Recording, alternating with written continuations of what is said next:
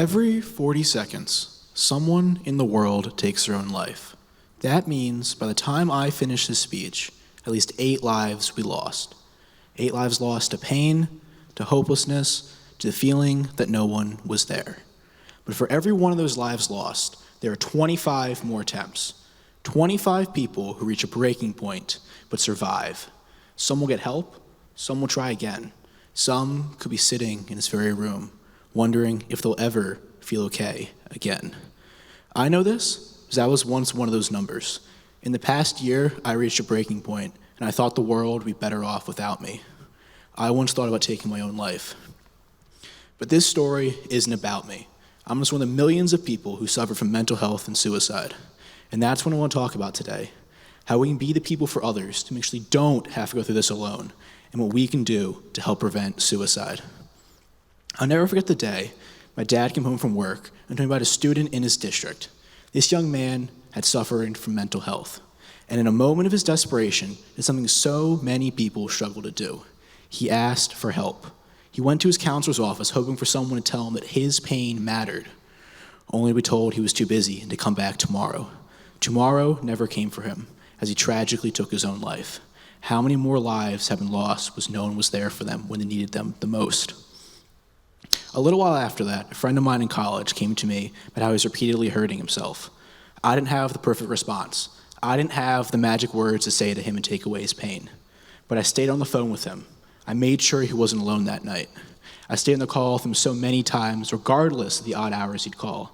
I had to be there for my friend. My friend's still here today. He got help, he's healing. While I don't know if my actions helped save his life, I do know this. Sometimes, just being there is enough. Suicide prevention is more than just crisis hotlines or therapy. It's the way we treat the people around us. And that leads me to the 4-Way Test. 4 simple questions that applied to suicide and mental health can truly change lives. First, truth. The truth is, people don't want to die. They want to escape from their pain. The truth is, people don't talk about their struggles because they fear shame, judgment, and isolation. We need to change the truth which they believe. We need to be the ones who say, your pain is real, but you don't have to face this alone. The truth is, one conversation, one moment of compassion can be the difference between life and death. Second, fairness. Fairness requires that we treat mental health care with the same level of importance as our physical well-being. If someone collapsed in front of us from a heart attack, we wouldn't hesitate to help. But when someone's collapsing under anxiety, trauma, or depression, we hesitate. Is it fair that so many people are afraid to ask for help because they fear being seen as weak? Is it fair that mental health care is often out of reach for those that need it the most? If we want to create a fairer world, we need to treat mental health care with the same level of care, the same importance as any other life-threatening condition. Now, does it increase goodwill and better friendship? Absolutely.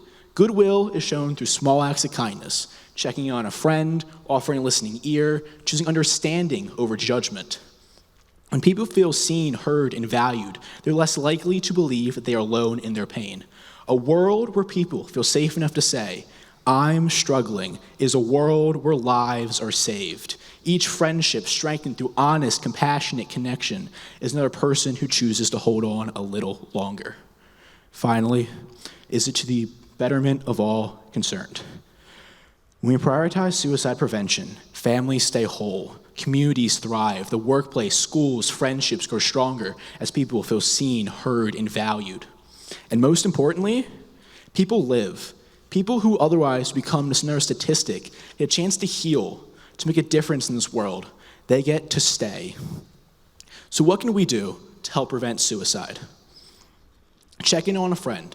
A simple, hey, how are you really doing? Could open the conversation, talk about what's going on in their life. Remember, you don't have to solve their pain. Just being there and listening can make a world of difference.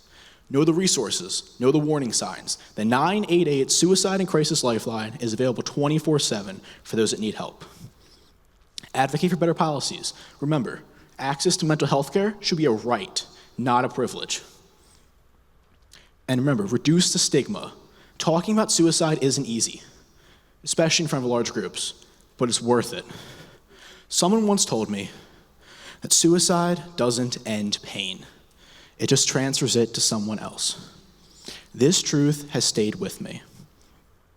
As I know what it's like to not see a way forward, I also know what it's like to come through the other side and realize that my story wasn't over. My friend is still here today because people showed up for him. Let us be the people that show up for others. Let us be the people that speak the truth, that create fairness and support goodwill and betterment for all. Because in the time it took to give this speech, more lives are put at risk. But together, we can make sure that more of them are saved. Thank you.